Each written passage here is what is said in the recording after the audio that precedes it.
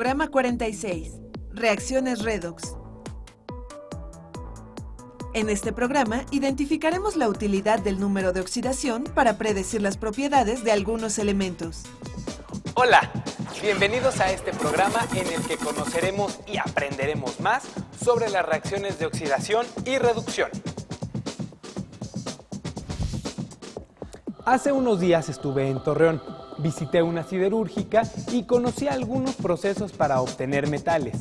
Descubrí que no todos los minerales son óxidos y algunos tienen nombres raros como lenda, dolomita y cinabrio.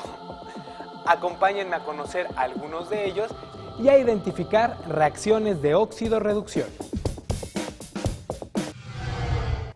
Pocos metales se encuentran como elementos en la naturaleza. Entre ellos están el oro, la plata y el platino. Durante un tiempo, a las pepitas de oro se les podía hallar en algunos ríos. Sin embargo, la mayor parte de los metales se encuentran en forma de óxidos, carbonatos, sulfuros y diversos compuestos. Estos minerales forman parte del subsuelo y son extraídos por los mineros. México se caracteriza por ser uno de los principales productores de oro, plata, plomo, cobre, zinc, hierro, azufre, coque, barita y fluorita. Para obtener metales en forma de elementos, los minerales se someten a diversos procesos físicos y químicos. Parte de dichos procesos químicos son las reacciones de óxido-reducción. Para llevar a cabo reacciones de oxidación y reducción, debe estar involucrado el oxígeno, pero algunos minerales no lo contienen. Entonces, ¿cómo podemos saber cuál elemento se oxida y cuál se reduce? Para identificar los elementos que se oxidan o se reducen durante una reacción, los químicos acordaron crear el concepto de número de oxidación.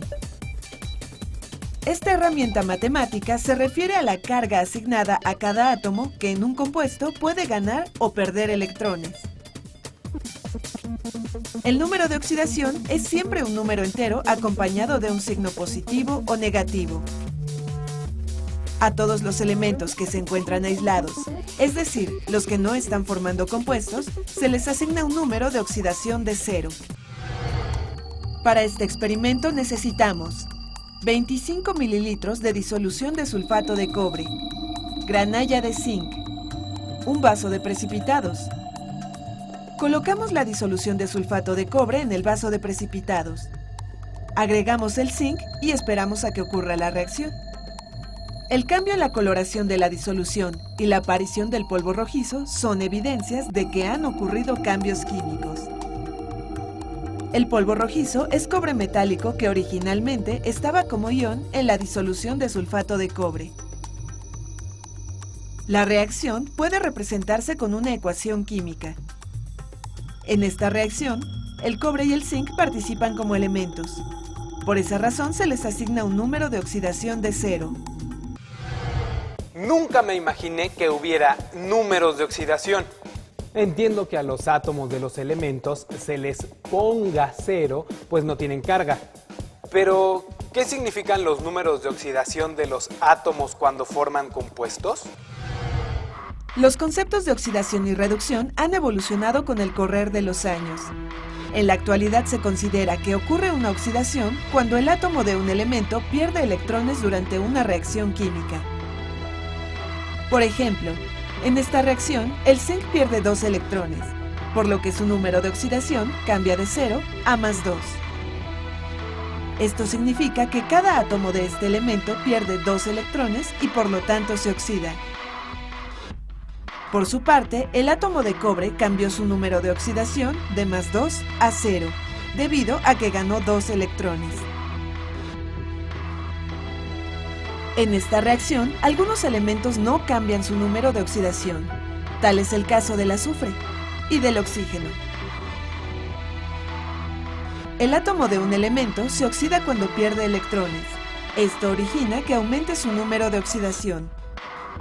Si un átomo gana electrones, se reduce y disminuye su número de oxidación.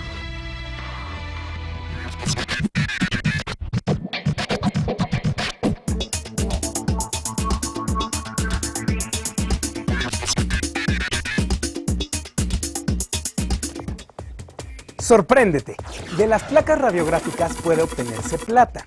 Durante el proceso de revelado, las placas quedan impregnadas con algunas sustancias que contienen plata. Si se someten a tratamientos químicos que involucran reacciones de oxidación y reducción, es posible recuperar este elemento. Esto ayuda a cuidar el ambiente porque se evita que, al ser desechada la radiografía, la plata contamine el suelo y el agua. Como hemos visto, se realizan diversos procesos de oxidación y reducción a nuestro alrededor. ¿Qué otras aplicaciones tienen estas reacciones? Algunos excursionistas y escaladores de alta montaña se ven expuestos a temperaturas muy bajas. Para evitar el congelamiento de algunas partes del cuerpo, utilizan unos paquetes calentadores. Estos dispositivos incluyen hierro en polvo que en presencia de un catalizador forma óxido de hierro 3. Durante esta reacción, el hierro se oxida ya que cada átomo pierde 3 electrones.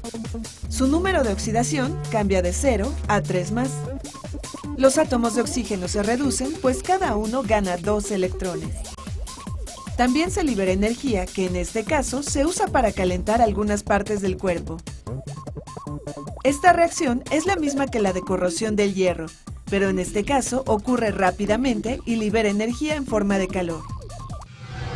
Claro, como el hierro está en polvo, aumenta la superficie de contacto entre reactivos y productos que, junto con el catalizador, hacen que la reacción sea más rápida. Ya voy entendiendo qué pasa con las reacciones de oxidación y reducción, pero ¿habrá alguna forma de saber si un elemento se oxidará o se reducirá durante una reacción? El número de oxidación de un elemento puede variar de un compuesto a otro. Por ejemplo, en estos compuestos, el nitrógeno puede tener como números de oxidación más 5, menos 3 y más 4. Sin embargo, se puede tener una idea de si un elemento se oxidará o se reducirá. Basta ubicar su posición en la tabla periódica. Los metales alcalinos del grupo 1 y los metales alcalino-térreos del grupo 2 son los que presentan mayor tendencia a oxidarse. Estos elementos tienden a perder con facilidad sus electrones. El francio es el elemento de la tabla periódica que se oxida con mayor facilidad. Los elementos del grupo 7 o halógenos presentan una mayor tendencia a reducirse. El flúor, por su parte, es el elemento con mayor tendencia a ganar electrones. Por ello, se reduce con mayor facilidad. En un mismo grupo, la tendencia de los elementos a oxidarse aumenta de arriba hacia abajo y disminuye de izquierda a derecha en un mismo periodo. Hagamos un experimento para comprobar esta tendencia.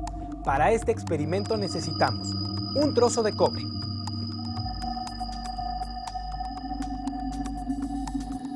un clavo de hierro recién lijado,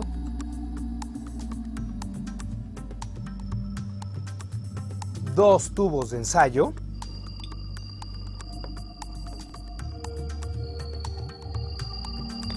disolución de hipoclorito de sodio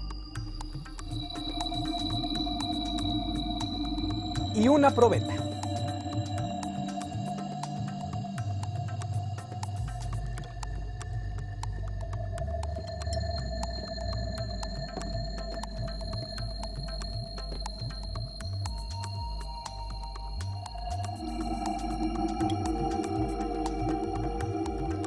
Tenemos dos tubos con disoluciones de hipoclorito de sodio. En uno de los tubos agregamos el cobre y en el otro el clavo de hierro. Luego esperamos a que ocurra la reacción. El cambio sucede más rápido en el clavo de hierro. Si dejamos que pase más el tiempo, observaremos cómo continúa la oxidación del cobre. Por su ubicación en la tabla periódica, el hierro tiende a oxidarse con mayor facilidad que el cobre. Veamos ahora algunas aplicaciones de estos conocimientos químicos. La distinta rapidez con que se oxidan los metales se aprovecha para retardar la corrosión. Los metales de las tuberías subterráneas se oxidan con facilidad debido a la humedad del suelo y a la presencia de electrolitos, entre otros factores.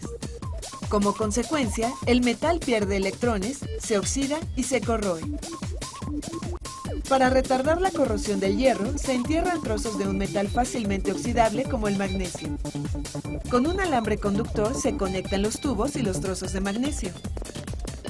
Los electrones fluyen hacia la tubería y la protegen de la corrosión. El magnesio se oxida.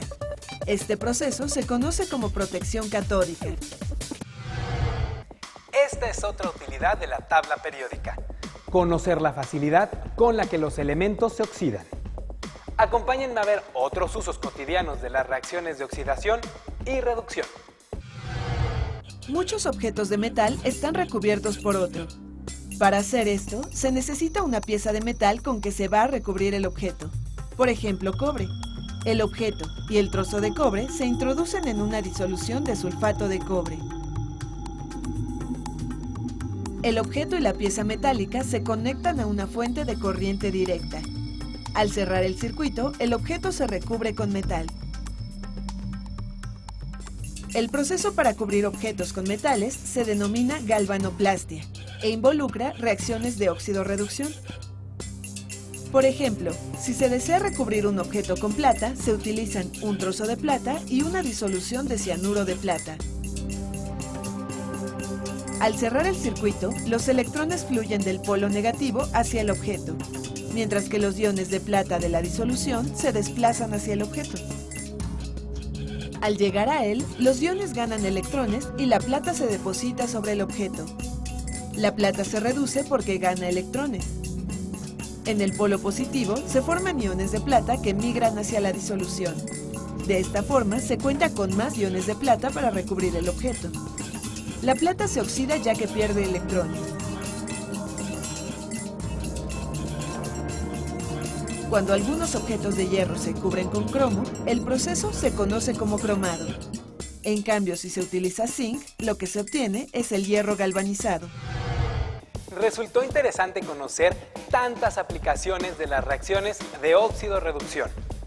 La elaboración de muchos objetos de uso cotidiano implica este tipo de cambios químicos. También hemos identificado la utilidad que tiene la tabla periódica para predecir lo que sucederá cuando se llevan a cabo estas reacciones, es decir, cuál será el elemento que se oxidará y cuál el que se reducirá. Con razón los químicos valoran tanto esta herramienta. Hemos llegado al final de este programa. Espero que lo hayan disfrutado tanto como yo. Hasta luego.